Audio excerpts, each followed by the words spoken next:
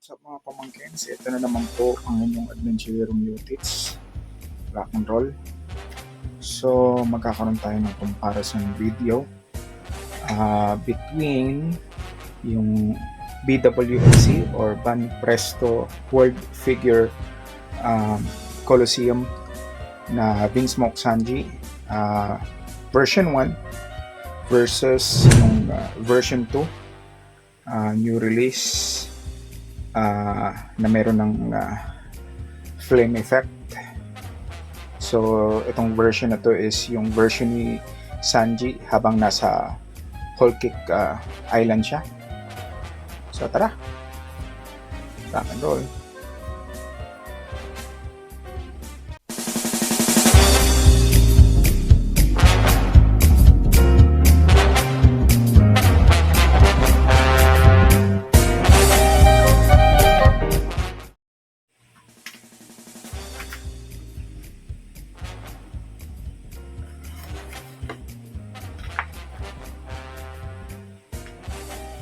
Alright, sa previous video natin, i-unbox na natin itong malupitang version na BWFC Vinsmoke Sanji.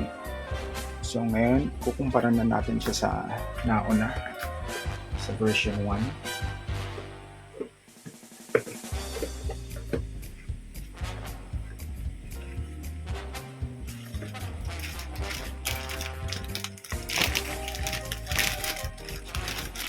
Tingnan natin yung pagkakaiba.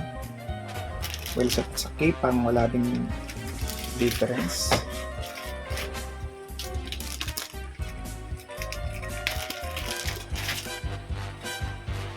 Sa base,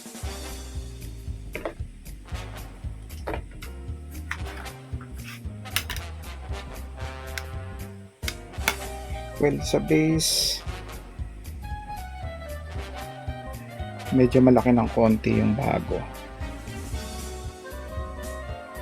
Ayan, so medyo malaki ng konti ang bago.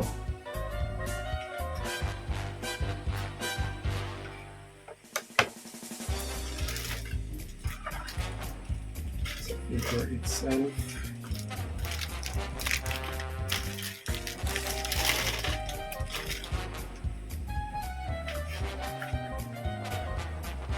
same din ng spot ng share ko lang ng spot ng markings,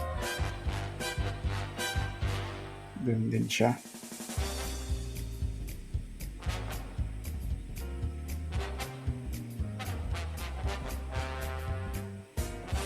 Nakikita niyo ba?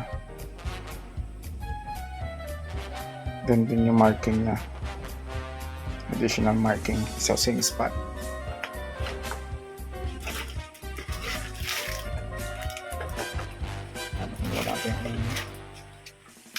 Paano kung very light?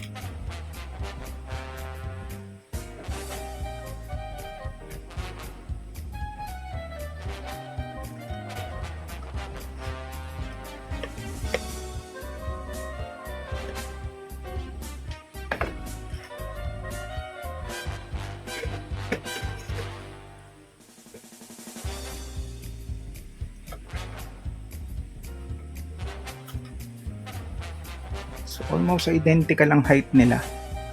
Ang laki. Walang pinagkaiba. Bago tayo magpatuloy sa video na ito, huwag kakalimutang mag-like, pindutin lang ang thumbs up icon sa baba, at syempre mag-subscribe. Pindutin na din ang bell para hindi kayo maunahan ng mga marites. At kung sobrang nag-enjoy o meron kayong gustong isuggest, please leave a comment below. On to the show. Rock and roll. Okay. So, tuloy na natin yung comparison video natin. dito sa new version 2, medyo glossy ang pants ni Sanji compared sa unang version na medyo matte. Of course, ang biggest difference is may flame effect na, yung Diablo Jambi effect. Cape, parehas, medyo malaki lang ang base na itong version 2. Yung damit, color ng damit, almost the same. Sa hair, medyo mas matingkad yung pagka-yellow ng version 2.